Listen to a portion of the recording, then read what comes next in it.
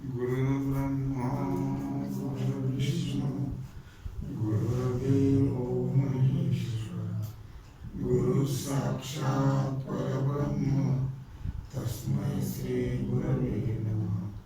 शंकरं शंकराचार्यं केशवं बादरायणं सूत्रभाष्यकृतौ वन्दे भगवन्तौ पुनः पुनः। विचारसागर रहस्य तरंग 7वा, हेडिंग 7वे, समाधीचा प्रकार, पाठ क्रमांक 99।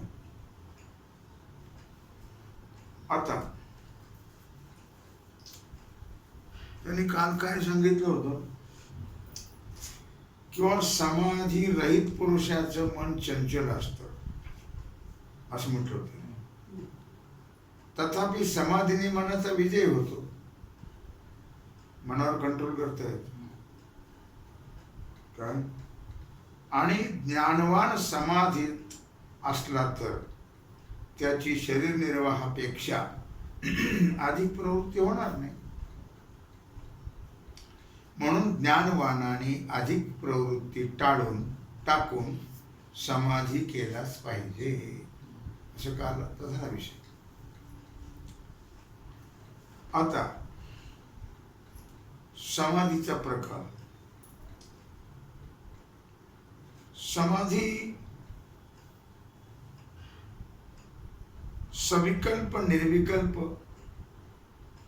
या ठिकाणी निर्विकल्प समाधी, दोन प्रकार आहेत ना समाधीचे, सविकल्प आणि निर्विकल्प। आता अष्टांग योगाने निर्विकल्प समाधी होती। अष्टांग योग काल आपण थोडक्यात अष्टांग योग सांगितलं। यम नियम आसन प्राणायाम प्रत्याहार धारणा ध्यान किती झाले, याला म्हणतात अष्टांग योग।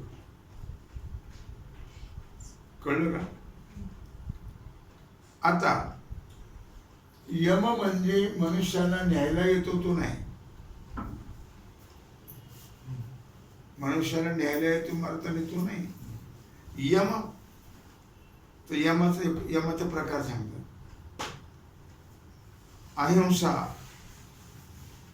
सत्य, अस्तेय, ब्रह्मचर्य, अपरिग्रह, या पाचाला यम म्हणतात।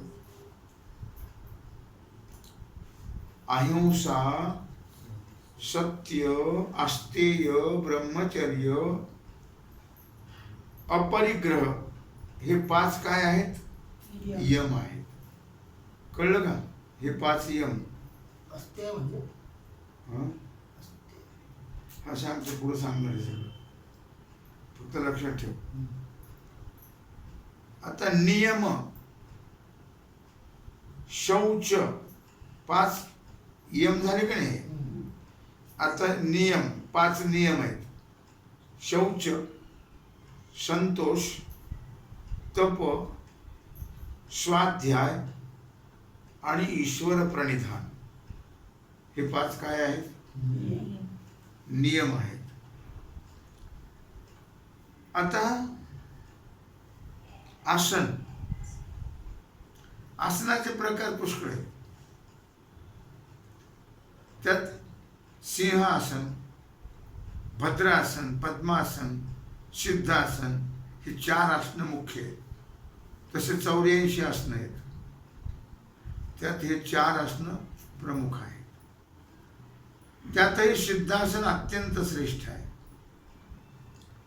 त्याचं लक्षण असं आहे, वामपादाची टाच जी आहे डाव्या पायाची, ती गुदशिश्नाच्या संधीमध्ये दाबून दक्षिण पायाची टाच शिश्नाच्या ऊर्ध्वभागी दाबावी आणि भ्रुकुटीमध्ये दृष्टी ठेवून 2 भुवयाच्या मध्ये स्थाणूप्रमाणे शरीराची सरळ आणि निश्चळ स्थिती करावी अशा स्थितीला म्हणतात सिद्धासन. अवघड आहे सिद्धासन. आसनापैकी कित्येक आसने रोगनाशक आहेत, कित्येक समाधीची साधक आहेत. सिद्धासनच वज्रासन त्याला म्हणतात, सिद्धासनालाच. मुक्तासन, गुप्तासन अशी 2-3 नाव आहेत, 4 सिद्धासनाला. सिद्धासन, वज्रासन, मुक्तासन, गुप्तासन अशी 4 नाव सिद्धासनाला आहेत. सिद्धासन लक्षात आलं ना. आता प्राणायाम, चौथा प्रकार अष्टांगयोगापैकी. प्राणायाम अनेक प्रकारचे आहेत. ते रामदेव बाबा कितीतरी प्रकारचे प्राणायाम सांगते. त्याचं सामान्य लक्षण असं आहे की डाव्या नाकपुडीने, तिला इडा नाडी म्हणतात, वायू पूर्ण करायचा, वरून खेचायचा वर डाव्या नाकपुडीने, म्हणजे आत ओढून घ्यायचा, ही दाबून धरायची उजवी, आणि डावीनं श्वास वरती ओढायचा पूर्ण. त्याला पूरक म्हणतात. डाव्या नाकपुडीने श्वास वरती ओढणं त्याला काय म्हणतात? पूरक. त्यानंतर सुषुम्ना नाडीने तो दाबून धरायचा. सुषुम्ना म्हणजे मधली नाडी, तिने तो दाबून धरायचा, त्याला कुंभक म्हणतो आपण. त्याला काय नाव आहे? दाबून धरायचा. डावीनं ओढायचा, तो तसाच थांबून धरायचा, त्याला कुंभक म्हणतात. काय? पूरक, कुंभक. आणि उजव्या नाकपुडीने सोडायचा, त्याला रेचक म्हणतात. 4 मोजेपर्यंत ओढायचा, एक प्रमाण सांगतो. 8 मोजेपर्यंत थांबवायचा आणि 16 मोजेपर्यंत सोडायचा. ही ती प्राणायामाची रीती आहे. यांनी कुंडली जागृत होते. असा प्राणायाम जर तुम्ही वाढत गेला, वाढवत, तर जे लोक ते पाण्यावर बसून पोथी वाचतात नाही, ते कुंभक करतात. कुंभक केला तर माणूस बुडत नाही. श्वास सोडायचाच नाही, श्वास दाबून धरायचा. ते श्वास म्हणजे वारा, तो पाण्यावर तरंगतो असं.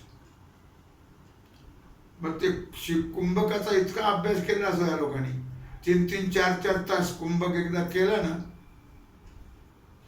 कुंभकाचा असा प्रकार आहे, जर तुम्ही कुंभक साधला तर तुमचं आसन इतकं वरती सर्व राहील, तुमची मांडी घातली इतके वर, खाली जमीन राहील.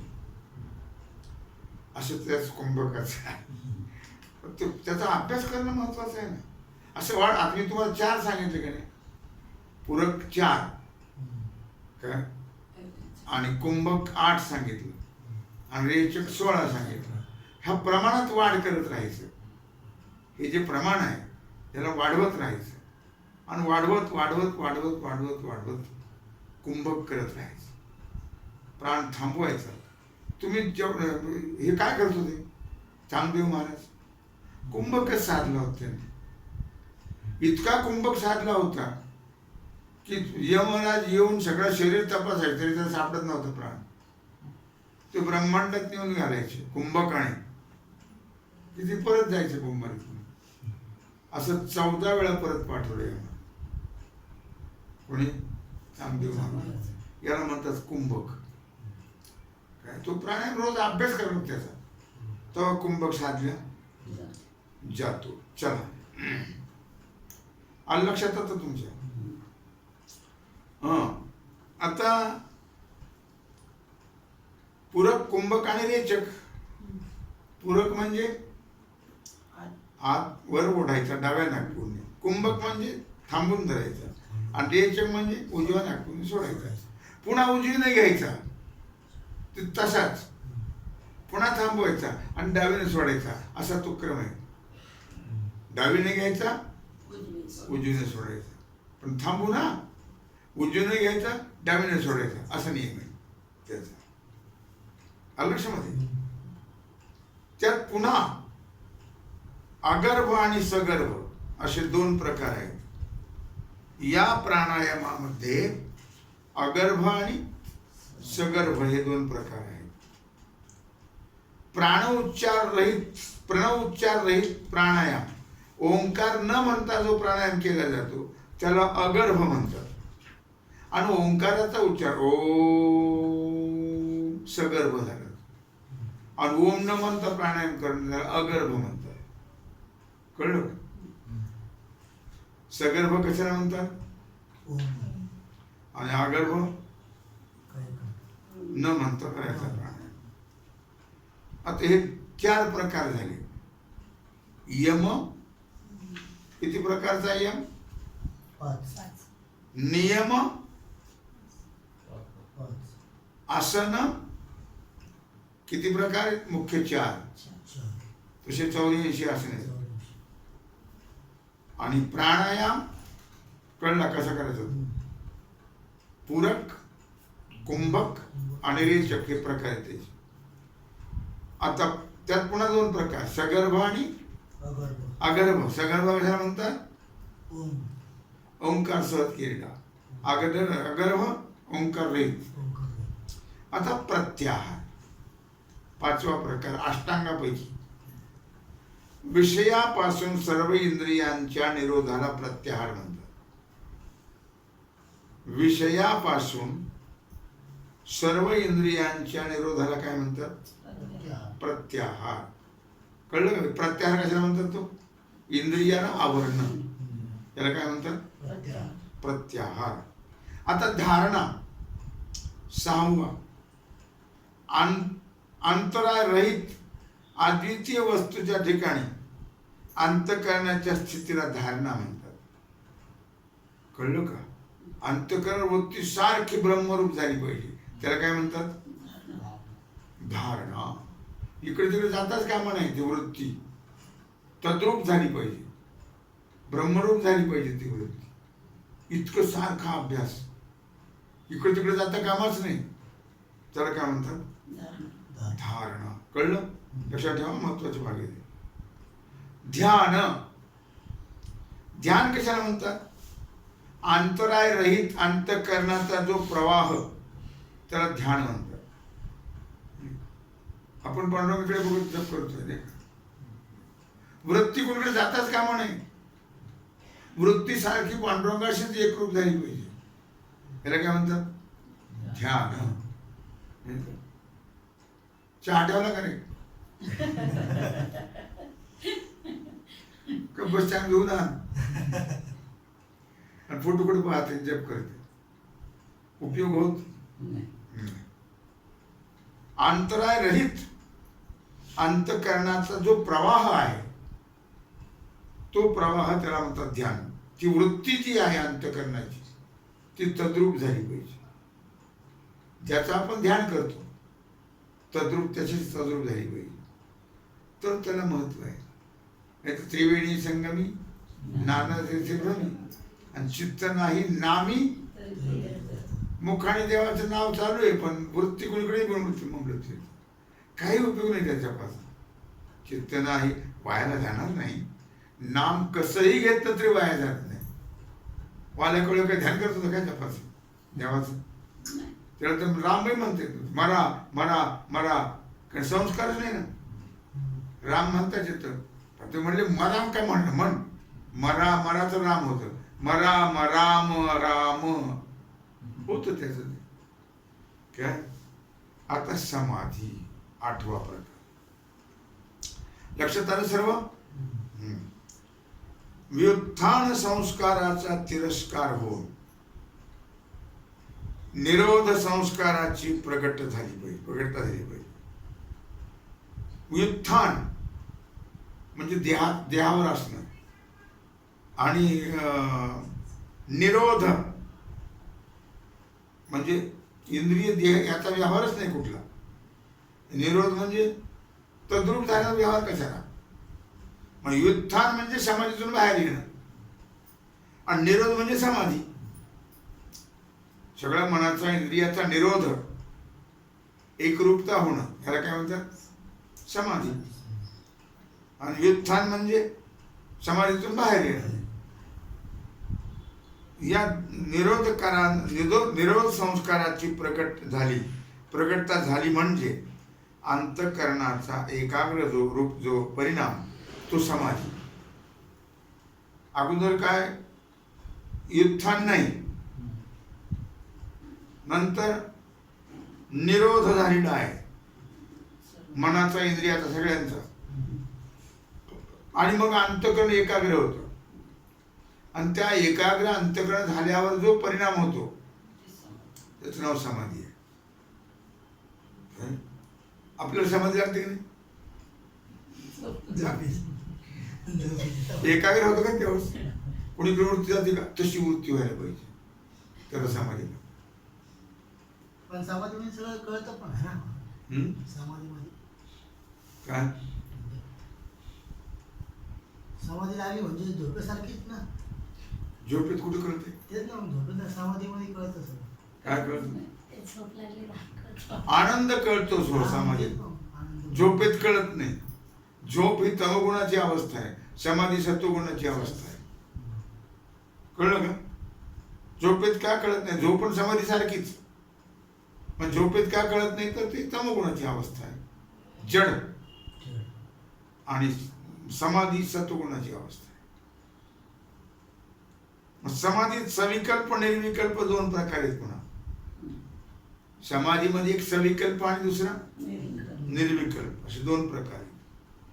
ज्ञाता, ज्ञान, ज्ञेय रूप त्रिपुटी, हे त्रिपुटीचं भान नसणं. अद्वितीय ब्रह्माच्या ठिकाणी अंतःकरणाची स्थिती होणं त्याला सविकल्प समाधी म्हणतात. त्रिपुटी रहित होऊन हा सविकल्प नाही का? सविकल्प बरोबर आहे. ज्ञाता ज्ञान ज्ञेय रूपी त्रिपुटीच्या भान सहित हा अद्वितीय ब्रह्माच्या ठिकाणी जी अंतःकरणाची वृत्ती स्थिती तो सविकल्प समाधी. पण त्याला काही एवढं फारसं महत्व नाही या समाधीला. काय त्रिपुटी सहित मग काय उपयोग आहे त्याचा? सगळंच भान आहे मग ती समाधी म्हणायचं त्याला, पण त्याला सविकल्प समाधी म्हणतो. आणि शब्दानुविद्ध आणि शब्दाननुविद्ध असे दोन प्रकार आहेत. कशामध्ये? सविकल्प समाधी. शब्दानुविद्ध, शब्दाननुविद्ध. मी ब्रह्म आहे या शब्दाने, अनुविद्ध म्हणजे सहित, मी ब्रह्म आहे या शब्दासहित, बरं का? तो शब्दानुविद्ध, तो त्याला म्हणतात शब्दानुविद्ध. या शब्दासह मी ब्रह्म आहे. आणि शब्दरहित अनुविद्ध, शब्दरहित मी ब्रह्म या शब्दासह शब्दानुविद्ध. आणि मी ब्रह्म शब्दरहित अनुविद्ध. त्रिपुटीचं भानरहित अखंड ब्रह्माकार अंतःकरण वृत्तीची जी स्थिती ती निर्विकल्प समाधी. त्रिपुटीचं भानच नाही या निर्विकल्प समाधीवर. आणि अखंड ब्रह्माकार अंतःकरणाची वृत्ती मग कसं काय भान राहील? आणि ती खरी समाधी आहे. निर्विकल्प सविकल्प समाधी काय खरी समाधी आहे का? सगळीकडे वृत्ती चालली ना ती समाधी, पण ती सविकल्प समाधी आहे. आणि निर्विकल्प समाधी खरी आहे की जिथे कुठल्याही प्रकारचं भान नाही आहे. त्रिपुटी रहित अखंड ब्रह्माकार अंतःकरणाची वृत्ती, या स्थितीत तो निर्विकल्प समाधी म्हणा. सविकल्प समाधी साधन आहे आणि निर्विकल्प समाधी फल आहे. त्याचं एक साधन एक फल आहे. सविकल्प समाधी साधन आहे, ती सिद्ध झाल्यावर निर्विकल्प समाधी फल आहे. सविकल्प समाधी त्रिपुटी रूप द्वैत जरी प्रतीत होते सविकल्प समाधीमध्ये, तरी मृत्तिका विकाराला मृत्तिका जाणून मृत्तिका विकार घटादी प्रतीत होत असताही मृत्तिका रूप प्रतीती होते. कळलं की शब्द काय म्हणतो ते? सविकल्प समाधी त्रिपुटी रूप द्वैत जरी प्रतीत होते, कारण त्रिपुटीत सविकल्प समाधी द्वैत प्रतीतीला येते, तरी पण मृत्तिका विकाराला मृत्तिका जाणून मृत्तिकेच्या विकाराला, मृत्तिकेचा विकार काय? घट. ती काय माती का काय? मातीच आहे. मृत्तिका जाणून मृत्तिका विकार घटादी प्रतीत होतात. हे सगळे जे भांडी मातीचे त्याचे मृत्तिका विकार आहेत. काय? मग ते प्रतीत होत असतानाही फक्त मातीच प्रतीतीला येणार. जरी मातीची भांडी असली तरी काय आहे? सगळी त्या मातीची प्रतीती आहे. कळणं हे सगळी माती आहे. आपण सगळे सोनाराच्या दुकानात गेलो, किती व्हरायटीज असतात, कितीतरी प्रकार असतात, पण सगळं काय आहे? एक सोनच आहे. त्याप्रमाणे ते द्वैत ब्रह्मरूपच प्रतीत होते. हे द्वैत जे आहे सविकल्प समाधीमध्ये जे प्रतीतीला येतं द्वैत, ते सर्व ब्रह्मरूपच होते, प्रतीतीला येते किंवा प्रतीत होते. कसं? मातीच्या भांड्याचं अनंत प्रकारचे भांडे पाहिले, सगळे बाजारात आज घटच होते की नाही? काय होतं? सगळं मातीच आहे. सगळे काही लहान होते, काही मोठे होते, काही, पण सगळी काय आहे? माती. मग ती जसं मातीत प्रतीतीला आली सगळ्या ठिकाणी, तसं सगळ्या ठिकाणी ब्रह्मच प्रतीतीला यावं, ब्रह्मरूपाची प्रतीती व्हावी. आणि निर्विकल्प समाधीत सुद्धा, आता ही सविकल्प समाधी झाली, असं नाही का द्वैत प्रतीतीला येणार, पण ते द्वैत ब्रह्मरूपाने प्रतीतीला यावं, मग सविकल्प समाधी साधला. निर्विकल्प समाधीतही द्वैत असतच. निर्विकल्प समाधीत द्वैत नाही असं भाग नाही, असतं, पण पाण्यातील मिठाप्रमाणे त्याची कोणत्याही रीतीने प्रतीती होत नाही. तुम्ही पहा, समुद्राच्या काठावर गेलात, हातात घेतल्यावर काय येते? पण त्यात काय? मिठाची प्रतीती येते का पाण्याची येते? पाण्याचीच आहे. मीठ मिश्रित, ते मीठच आहे त्याच्यामध्ये, पण प्रतीती मात्र पाण्याची येते. का मीठ दिसतं? नाही दिसत. कळलं का? आता सुषुप्ती आणि निर्विकल्प समाधी यात भेद आहे. झोपेमध्ये आणि निर्विकल्प समाधीमध्ये भेद आहे. सुषुप्तीमध्ये ब्रह्माकार वृत्तीचा अभाव असतो आणि त्यात ब्रह्माकार वृत्ती असते, हा फरक आहे. झोपेमध्ये मूढता प्राप्त होते, तिथं काही ब्रह्माकार वृत्ती, जड होऊन पडतो कोणी मनुष्य. आणि निर्विकल्प समाधीमध्ये ब्रह्माकार वृत्ती असते, हा फरक आहे. निर्विकल्प समाधी झोप सारखीच, पण फरक हा आहे. निर्विकल्प समाधीमध्ये ब्रह्माकार वृत्ती असते आणि झोपेमध्ये जडता असते, काहीच नसते. कळलं का? परंतु तिथं भान होत नाही, ब्रह्माकार वृत्ती आहेच निर्विकल्प समाधीत, पण भान होत नाही. मग समाधी कसली? भान झालं. कळलं का? भान होईल तर तो सविकल्प समाधी झाला. मग म्हणून भान होत नाही कुठं? निर्विकल्प समाधीमध्ये नाही, भान होत नाही. सविकल्प समाधीत भान असतं, पण निर्विकल्प समाधीत भान नाही, ब्रह्माकार वृत्ती झाली असते. ही ब्रह्माकारच आहे, पण त्रिपुटी सगळी ब्रह्मरूप झाली पाहिजे. ब्रह्मरूपाने प्रतीतीला येणं सविकल्प समाधी. आणि निर्विकल्प समाधीमध्ये भानच नसतं. वृत्ती तर ब्रह्माकार झाली असते, पण भान नसतं. म्हणजे ते आपले आनंद ना, एवढं सांगून तुला कळणार काय करावं. समाधी हा झोपेसारखा प्रकार आहे, आनंद वेगळा. समाधीमध्ये झोपेत आनंद नाही का? आहे. पण झोपेतला आनंद झोपेत कळत नाही, हा समाधीतला आनंद कळतो, एवढाच फरक आहे. समाधीतला, पण समाधी म्हणजे समाधीच, समाधी म्हणजे आनंद नव्हे. मग समाधीत आनंद आहे, पण समाधी म्हणजे आनंद नाही, हे लक्षात ठेव. वृत्ती ब्रह्माकार झाल्यावर आनंद आहे का दुःख आहे? मग ब्रह्माकार वृत्ती होते की नाही समाधीमध्ये? मग आनंद आहे त्याचं, पण म्हणजे आनंद नव्हे, हेही लक्षात ठेव. झोप म्हणजे आनंद नाही, झोपेत आनंद आहे, पण ते जागे झाल्यावर कळतो. तसं समाधीतला आनंद आहे, पण तो मला सांगता येत नाही लोकांना.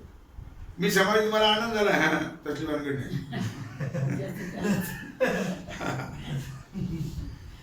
निर्विकल्प समाधी अद्वैत भावना रूप निर्विकल्प समाधी, तिथं अद्वैत भावना असते, आणि अद्वैतास्थान रूप असा 2 प्रकारचा आहे. त्या समाधीत पुन्हा 2 प्रकार आहेत, अद्वैता भावना रूप आणि अद्वैता अवस्थान रूप. निर्विकल्प समाधीत पुन्हा 2 प्रकार आहेत.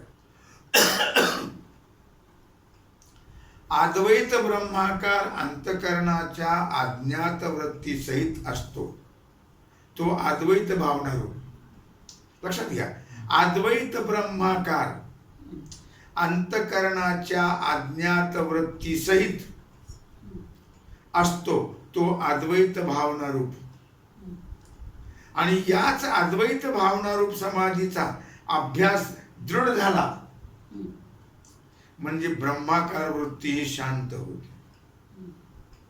दृढ अभ्यास झाल्यानंतर. म्हणून काय, जसं एखादा मनुष्य नवीन साहेब झाला मोठा, काही दिवस त्याच्या मनात राहतच, मी आता साहेब आहे, मी साहेब झालो आता, पण पुढे तो इतका रुळून जातो की त्याला मी साहेब याची आठवण राहत नाही. रुळून गेला तो, रुळून गेला, एक रूप होऊन गेला त्याच्यामध्ये. तसा हा प्रकार आहे. काय, तेव्हा अद्वैत भावना रूप आणि याच अद्वैत भावना रूप समाधीचा अभ्यास दृढ झाला असता ब्रह्माकार वृत्ती ही शांत होते. म्हणून वृत्ती रहितास अद्वैत स्थान रूप निर्विकल्प समाधी म्हणतात. जसा लक्षात झालं का, वृत्ती रहितास अद्वैत अवस्थान रूप निर्विकल्प समाधी म्हणतात. तिथं वृत्ती नाहीये, लक्षात ठेवा. वृत्ती तद्रूप झालेली असते. जसा तापलेल्या लोखंडावर पाण्याचा थेंब टाकताच तो लोखंडात प्रवेश करतो, त्याप्रमाणे. कळलं की नाही तुम्हाला? ती तव्यावर पाणी टाकायची सवय आहे. पाणी टाकलं की पाणी राहत का? पाण्यावर भाकरी करतात, राहत नाही पाणी, त्यात प्रवेश करतं ते पाणी. त्याप्रमाणे अद्वैत भावनारूप समाधीच्या दृढ अभ्यासाने अत्यंत प्रकाशमान ब्रह्माच्या ठिकाणी वृत्तीचा लय होतो. वृत्ती तद्रूप वृत्ती होते. म्हणून अद्वैत अवस्थान रूप निर्विकल्प समाधी मुख्य फलरूप आहे. कळलं का नाही? वृत्ती तद्रूप होऊन जाते म्हणून मुख्य फलरूप आहे. आणि अद्वैत भावना रूप समाधी त्याचं साधन आहे. कळलं का? अद्वैत अवस्थान रूप हे फल आहे आणि अद्वैत भावना रूप हे साधन आहे. अद्वैत अवस्थान रूप निर्विकल्प समाधीचा आणि सुषुप्तीचा एवढा इतकाच भेद आहे की सुषुप्तीतला आनंद अज्ञानाने आवृत्त असतो म्हणून जागे झाल्यावर कळतं. आणि वृत्ती लय आनंदात होतो. वृत्तीचा लय कुठे जातो? अज्ञानात. अज्ञानात लय होतो. काय? वृत्तीतील आनंद अज्ञानाने झाकलेला असतो आणि वृत्तीचा लय अज्ञानात होतो म्हणून आनंद कळत नाही झोपेतला. आणि अद्वैत अवस्थान रूप समाधीमध्ये निरावरण ब्रह्मानंदाचं भान होतं. तिथं आवरण नसतं आणि वृत्तीचा स्वप्रकाश ब्रह्मामध्ये लय होतो. सो प्रकाशरूप जे ब्रह्म त्याच्यात वृत्ती एकरूप होऊन जाते. म्हणून कळत नाही.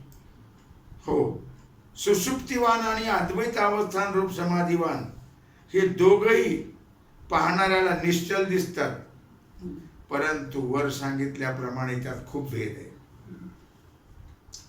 कळलं समाधीचे प्रकार? आता निर्विकल्प समाधी करत असताना त्याला किती विघ्न येतात तो प्रकार उद्या पाहू. तेव्हा झालेली सेवा भगवत चरणी समर्पित करून राहिला जो सेवेचा भाग आहे तो आपण उद्या पाहू. पुंडलिक वरदे विठ्ठल श्री ज्ञानदेव पंढरीनाथ भगवान की जय.